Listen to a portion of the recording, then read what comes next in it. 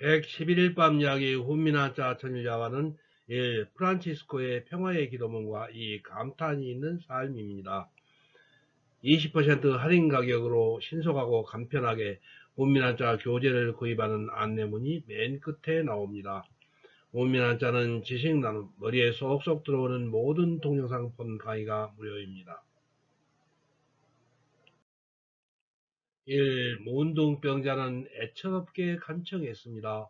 어느 추운 눈 내리는 겨울밤 불을 끄고 막 잠을 청하려고 침대에 누웠는데 누가 문을 두드렸습니다. 귀찮은 생각이 들었습니다. 그래도 구주를 영접하며 살아가는 내가 찾아온 사람을 그냥 돌려보낼 수는 없었습니다.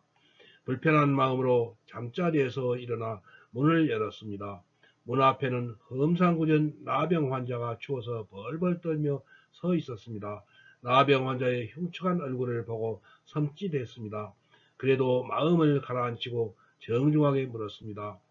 무슨 일로 찾아오셨습니까? 죄송하지만 몹시 추워 온몸이 꽁꽁 얼어 죽게 생겼네요. 몸 좀 녹이고 가게 해주시면 고맙겠습니다. 문둥병 환자는 애처롭게 간청을 했습니다.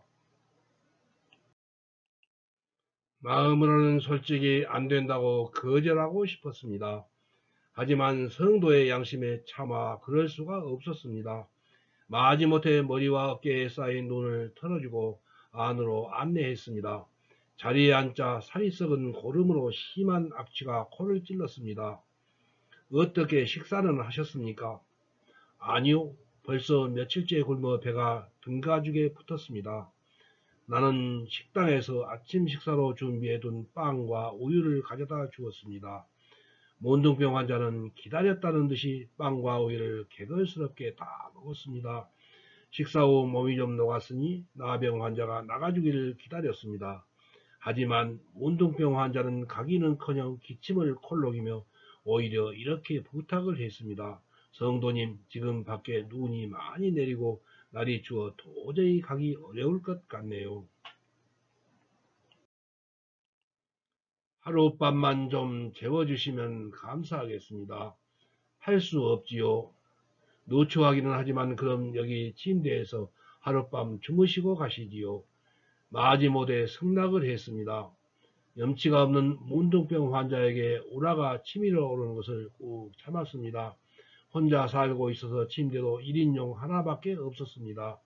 침대를 문둥병 환자에게 양보를 하고 할 수 없이 맨바닥에 자려고 하였습니다. 밤이 깊어지자 문둥병 환자는 또다시 엉뚱한 제의를 해왔습니다. 성도님, 제가 몸이 얼어 너무 추워서 도저히 잠을 잘 수 없네요. 미안하지만 성도님의 체온으로 제 몸을 좀 녹여주시면 안 되겠습니까?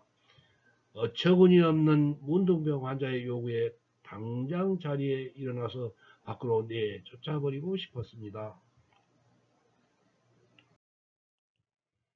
그러나 예수님이 자신을 위해 희생하신 십자가의 은혜를 생각하며 꾹 참고 그의 요구대로 옷을 모두 벗어버리고 알몸으로 문둥병 환자를 꼭 안고 침대에 누웠습니다. 차마 상상치 못한 상황이 벌어진 것입니다. 1인용 침대라 잠자리도 불편하고 고약한 냄새까지 나는 문둥병 환자와 몸을 밀착시켜 자기 체온으로 녹여주며 잠을 청했습니다. 도저히 잠을 못 이룰 것 같다고 생각했지만 자신도 모르게 꿈속으로 빠져 들어갔습니다. 꿈속에서 주님께서 환히 기쁘게 웃고 계셨습니다. 프란치스코야, 나는 내가 사랑하는 예수란다. 내가 나를 이렇게 극진히 대접했으니 하늘에 상이 클 것이다. 아, 주님, 나는 아무것도 주님께 드린 것이 없습니다. 꿈속에서 주님의 모습을 보고 깜짝 놀라 자리에서 일어났습니다. 벌써 날이 밝고 아침이었습니다. 그러나 침대에 같이 자고 있어야 할 문둥병 환자는 온데간데 없었습니다. 뿐만 아니라 고름 냄새가 배어 있어야 할 침대에는 오히려 향긋한 향기만 남아있을 뿐 왔다 간 흔적도 없이 사라졌습니다. 아, 그분이 주님이셨군요. 주님이 부족한 저를 이렇게 찾아주셨군요. 감사합니다.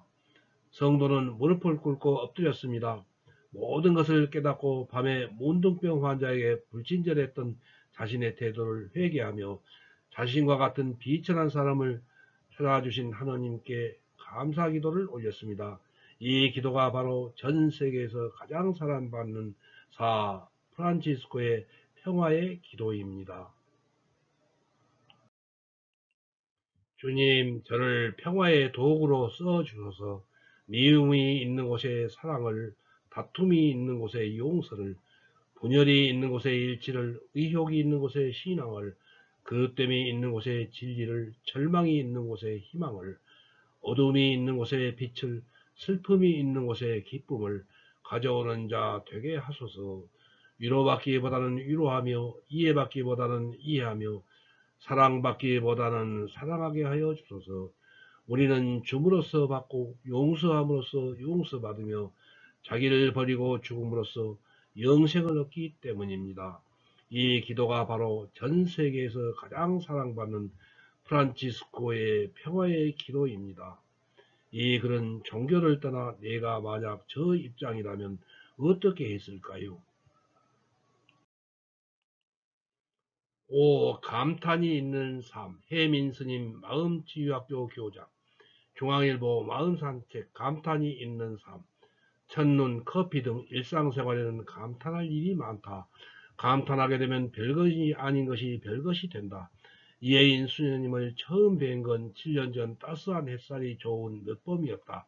글로만 접했던 수녀님을 직접 뵙고 싶다는 마음이 줄곧 있었는데 좋은 인연의 기회가 생겨 기쁜 마음으로 부산 성 베네딕토 수녀원으로 향했다. 처음 배웠지만 수녀님은 다정한 이모님처럼 나를 대해주셔서 오랫동안 알고 지낸 사이처럼 마음이 금세 편안해졌다. 수녀님은 솔직 담백하셨고 따뜻하셨고 은근한 유머도 있으셔서 주변 사람들을 행복하게 만드는 마법을 가진 분이셨다. 그런데 지금도 잊히지 않는 모습이 하나 있는데 바로 그날 수녀원 정원을 함께 거닐다가 수녀님께서 치자꽃을 보시고 크게 감탄하시던 표정이다. 수녀님은 마치 치자꽃 한 송이를 온 우주가 수녀님을 위해 선물한 것처럼 기뻐하시고 어린 소녀같이 행복해 하셨다. 혜민 스님, 이 꽃 좀 봐. 너무 예쁘지요? 향기도 너무 좋아. 한번 와서 맡아보세요. 수녀님 덕분에 나는 난생 처음으로 하얀 치자꽃의 향기를 맡게 되었고 지금도 어디서 그 꽃을 보거나 이름을 들으면 수녀님의 감탄 어린 행복한 표정이 생각나 내 얼굴에 미소가 떠오른다. 내 인생에서 감탄하는 모습이라고 하면 생각나는 또 한 사람이 있는데 미국에서 교수 생활을 하고 있을 때 친하게 지내던 의사 친구다. 이 친구는 항상 와 진짜로 대단해 굉장하다 같은 감탄사를 입에 달고 살다시피 했다. 이 친구는 주로 사람을 향해 감탄을 많이 했는데 자기 주변 지인들에게 조금이라도 좋은 일이 생기면 자기 일처럼 기뻐하며 축하해 주었다. 내 책이 처음 출간되었을 때도 이 친구는 나를 위해 자기 집에서 작은 파티까지 열어줄 정도였으니 말이다. 그래서 그런가 그의 주변에는 나를 비롯한 많은 친구들이 있었다. 또한 그는 자신의 두 아이들이 성장하면서 변화하는 모습에도 늘 감탄했다. 아직 서툰 피아노 연주에도 어린 모차르트가 연주한 듯 아이의 음악에 감탄했고 학교에서 작은 상이라도 받으면 아이의 노력과 성과에 감탄했다. 아이가 실수했을 때도 그 부분에서 긍정적인 면을 찾아 격려하고 감탄해 주었다. 이런 아버지의 영향 덕분인지 조카 같은 두 명의 아이들은 반듯하고 자신감 넘치는 대학생으로 성장했다. 하나를 잘하면 이것에 안주하면 안 되고 더 노력해야 한다고 몰아치는 것이 아니었다. 아이의 작은 성취에 감탄해주는 방식이다. 결국에는 아이의 자존감과 자신감을 높이고 부모 자식 간의 관계도 부드럽게 만드는 것 같다. 무언가에 대해 감탄한다는 것은 그 안에 감사하는 마음, 기뻐하는 마음, 공감하는 마음, 어린 아이처럼 때묻지 않고 순수한 마음이 함께 들어있는 듯하다.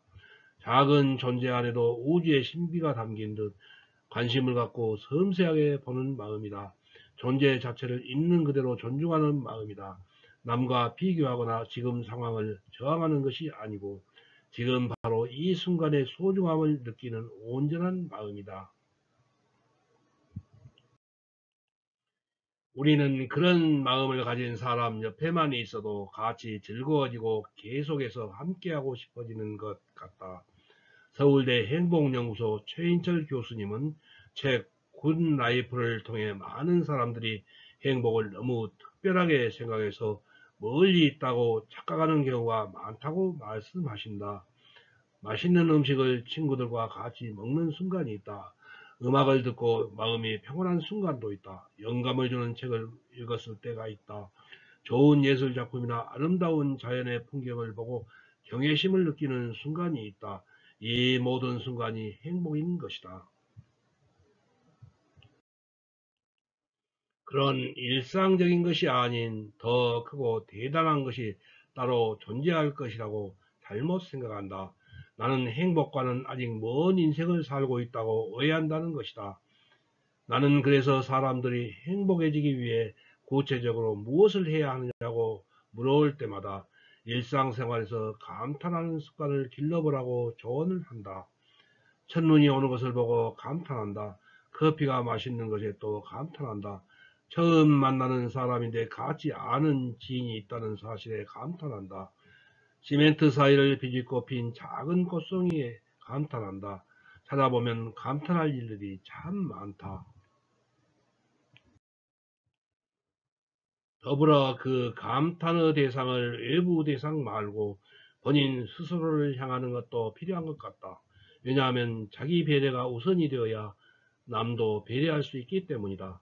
지금 이 글을 읽으시면서 내가 최근에 잘한 일은 없는지, 감탄할 만한 일은 없는지 찾아보자. 아주 사소하고 작은 일이라도 상관없다. 그리고 자신을 다독이며 말해보자. 이만큼 한 거 참 대단한 것이야. 그 노력이 참 훌륭하고 나는 내가 참 대견해. 사랑해. 감탄을 하게 되면 별것이 아닌 것이 별것이 된다. 자신에게 주변 사람들에게 아름다운 자연에 감탄이 있는 삶이 되시길 기원한다. 다음 112일 밤 이야기 호미난자 천일야와는 2조 참판이 된 고유와 정부인 박씨입니다. 1. 오른편 할인 가격으로 교재를 주문하시고 교재 대금은 택배로 책을 받으신 다음에 입금하세요. 2. 주소, 성명, 전화번호, 책명, 가격을 문자 메시지로 김종호 010-6258-1192로 보내주세요. 답변을 보낼 것임. 3. 교재는 오후 3시 이전에 신청하시면 바로 다음날 받으시게 하겠습니다. 토일 공휴일은 수년. 4. 입금 계좌 번호는 교재 뒷표지 안쪽에 있어요. 낙권 구매는 교보문고 예스24 인터파크 알라딘에서 구입하시기 바랍니다.